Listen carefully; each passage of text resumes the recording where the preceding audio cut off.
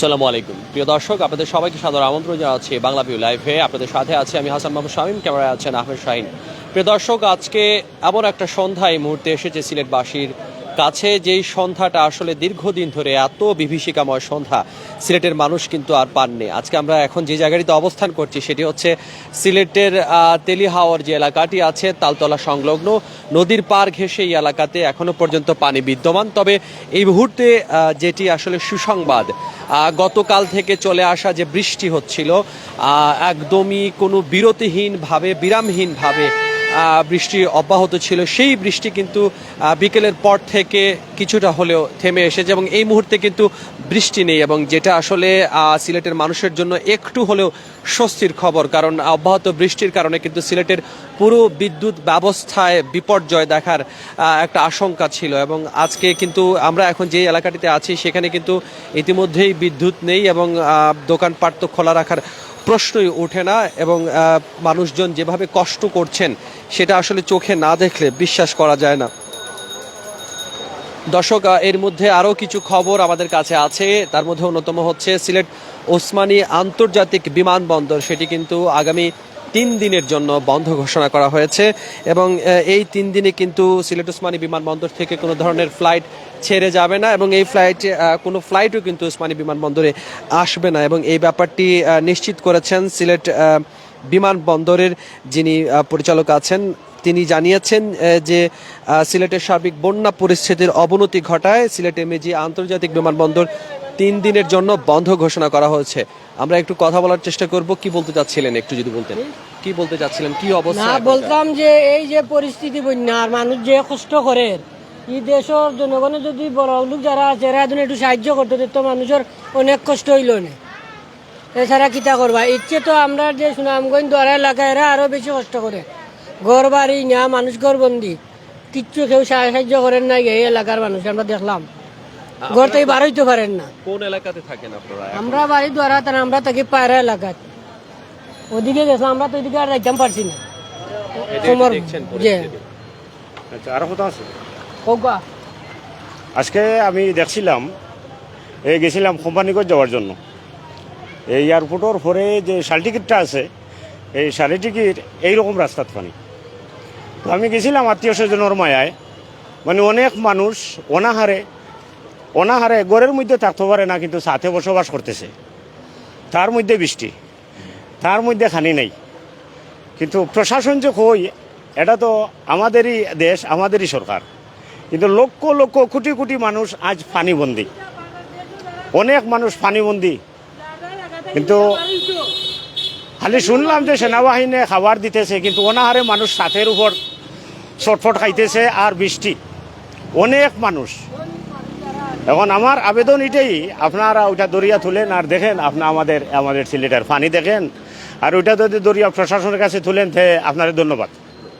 দর্শক, যেমনটা শুনছিলেন, আসলে সাধারণ মানুষ তাদের ক্ষোভের কথা জানাচ্ছেন। আকস্মিক বন্যায় পুরোপুরিভাবেই বিপর্যস্ত হয়ে পড়েছে পুরো সিলেট এরিয়া, এবং টানা বর্ষণে যে বিপর্যয় তৈরি হয়েছিল সেখান থেকে কিছুটা হলেও আসলে মুক্তি এই মুহূর্তে আসলে বলা চলে মিলেছে। কারণ বিকেল থেকে কিন্তু বৃষ্টি, যে অব্যাহত বৃষ্টি ছিল, সেই বৃষ্টি কিন্তু কমে গেছে। যদিও যে আমরা এখন যে এলাকাটিতে আছি সিলেট নগরীর ভেতরের একদমই তালতলা তেলিহাওয়ার এলাকা, সেখানে কিন্তু এখনও প্রায় হাঁটু সমান পানি, এবং এই ভারী বর্ষণের মধ্যেও মানুষজন কিন্তু তাদের যে স্বাভাবিক যে কাজকর্ম সেগুলো কিন্তু তাদেরকে করে যেতে হচ্ছে। এবং গতকাল পর্যন্ত কিন্তু আবহাওয়া অফিসের সর্বশেষ যে তথ্য ছিল সেই তথ্য অনুযায়ী বলা হচ্ছিল যে আগামী 3 দিন সিলেটে টানা ভারী বৃষ্টি হবে। তবে এই মুহূর্তে বৃষ্টির একটু উপদ্রব কমেছে, এবং যে কারণে আসলে সিলেটের যে পাওয়ার গ্রিড আছে, যে মূল যে কেন্দ্রটি আছে বিদ্যুৎ বিপণনের, সেখানটার কিন্তু বিপর্যয় থেমে গেছে, এবং বিপর্যয় থামার পরে সেনাবাহিনী সেখানে কাজ করছেন। এবং শুধুমাত্র যে সেনাবাহিনী কাজ করছেন এই জায়গাটিতে সেটি নয়, পুরো সিলেট বিভাগ জুড়েই কিন্তু মূলত সুনামগঞ্জ এবং সিলেটের দুটি অঞ্চলকে কেন্দ্র করে সেনাবাহিনীর 8টি ইউনিট এই মুহূর্তে কাজ করছে, এবং তাদের কাজের ফলশ্রুতিতেই কিন্তু আজকে যেটা ঘটেছিল সেটা দেখলাম যে আমরা আসলে বিদ্যুৎ বিপর্যয় থেকে মানুষজন রক্ষা পেয়েছেন। পানিবন্দী হয়ে পড়েছেন সিলেটের লক্ষাধিক মানুষ, এবং বাসাবাড়িতে পানি ঢুকে পড়ায় তাদেরকে কিন্তু একদমই টপ ফ্লোরে আসলে তাদেরকে অবস্থান নিতে হচ্ছে এবং এই সামগ্রিক পরিস্থিতিতে সাপের যেমন উপদ্রব আছে তেমনি বিশুদ্ধ পানি এবং খাবারের সংকটও কিন্তু দেখা দিচ্ছে। তবে এই মুহূর্তে এই যেটি সুসংবাদ যেটি হচ্ছে বৃষ্টিপাত কমেছে এবং বৃষ্টিপাত কমায় কিন্তু সিলেটের মূল যে জায়গাগুলো আছে যেখানে আসলে এখনো পর্যন্ত পানি উঠেনি সেখানে এখনো পর্যন্ত বিদ্যুতের যে প্রবাহ সেটা কিন্তু এখনো স্বাভাবিক আছে। আষাঢ় মাস শুরু হয়ে গেছে এবং আষাঢ় মাসে এমনিতেই কিন্তু বৃষ্টিপাত হয়ে থাকে এবং সিলেটে সবচেয়ে বেশি বৃষ্টিপাত হয় এবং এই বন্যা পরিস্থিতিতে আসলে ঠিক কী করার সাধারণ মানুষজনও কষ্ট করছেন। আপনারা ঠিক কোথা থেকে আসতেছেন একটু আমাদেরকে বলবেন, কোন জায়গা থেকে আসছেন? তালতলা থেকে। কি অবস্থা দেখছেন এখানকার? অবস্থা বেশ ভালো না, পানি তো রোডের উপরে অনেক হাঁটু পানি। এখানে প্রচুর সংখ্যক মানুষজন হাঁটছেন, আমরা তাদের সাথে একটু কথা বলার চেষ্টা করব। এই যে বন্যার পানির মধ্যে কোথায় যাচ্ছেন আপনারা? আমরা একটু ইয়েতে যাচ্ছি, যে কিং ব্রিজের দিকে যাচ্ছি। আসলে পরিস্থিতিটা দেখতে চাচ্ছি যে কতটা ভয়াবহতা চলে আসছে এই পরিস্থিতি।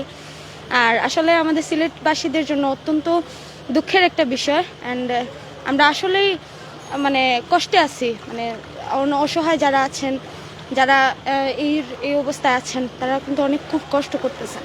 এই ধরনের হঠাৎ করে একটা পরিস্থিতি তৈরি হয়ে গেল, হঠাৎ করে আসলে সিলেটে বন্যা পরিস্থিতি তৈরি হয়ে গেল, মানবিক বিপর্যয় দেখা দিয়েছে। এই মুহূর্তে আসলে কি করণীয়? আসলে এই মুহূর্তে যেটা করণীয়, মাননীয় প্রধানমন্ত্রীর সবার পাশে দাঁড়ানো উচিত।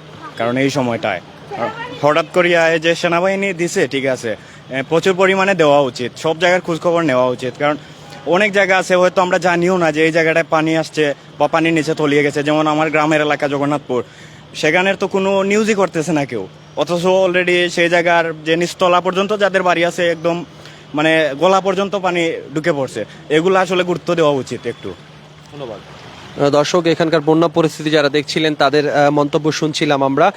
সিলেটে কিন্তু পররাষ্ট্রমন্ত্রীর উদ্যোগে আসছে ত্রাণ এবং টাকা। এই যখন ভয়াবহ রূপ নিয়েছে বন্যায় যখন পানিবন্দী হয়ে পড়েছেন লাখো মানুষ, তখন বন্যার্তদের সহায়তায় নতুন করে আরও খাবার এবং নগদ অর্থ বরাদ্দ করেছেন পররাষ্ট্রমন্ত্রী এবং সিলেট 1 আসনের MP doctor AK Abdul Momen. এবং সিলেটের বন্যা পরিস্থিতি নিয়ে প্রধানমন্ত্রী শেখ হাসিনার সঙ্গেও কিন্তু যোগাযোগ রাখছেন বলে জানিয়েছেন পররাষ্ট্রমন্ত্রী ডক্টর মোমেন। এবং যেটা বলা হয়েছে, যেটা আমরা জানি, আসলে বন্যার্ত মানুষের মাঝে নগদ 20 লক্ষ টাকা এবং 8,000 ব্যাগ শুকনো খাবারও বরাদ্দ দেওয়ার চিন্তা ভাবনা করছে ত্রাণ মন্ত্রণালয়। এবং এর আগে কিন্তু 3.5 লক্ষ টাকা বরাদ্দ পাওয়া গিয়েছিল এবং পররাষ্ট্রমন্ত্রী ডক্টর মোমেন যেটা জানিয়েছেন, ইতিমধ্যেই বন্যার্তদের তৎপরতায়, উদ্ধার তৎপরতায় মাঠে নেমেছে সেনাবাহিনী। এবং সকাল থেকেই মানুষজন সামাজিক যোগাযোগ মাধ্যমে কিন্তু সেনাবাহিনীকে মাঠে নামার আহ্বান জানাচ্ছিলেন এবং সেটা আসলে দুপুরের দিকে কিন্তু সেনাবাহিনী মাঠে নেমেছে এবং সেনাবাহিনীর 8টি ইউনিট কাজ করছে পানিবন্দী মানুষকে উদ্ধারের কাজে। সিলেট সদর, কোম্পানিগঞ্জ, সুনামগঞ্জের ছাতক, দোয়ারা বাজার, দিরাই, জামালগঞ্জ উপজেলায় এই 8টি উপজেলায় কাজ করছেন সেনাবাহিনীর সদস্যরা। এই মুহূর্তে সিলেটের সর্বশেষ পরিস্থিতি ছিল এটাই।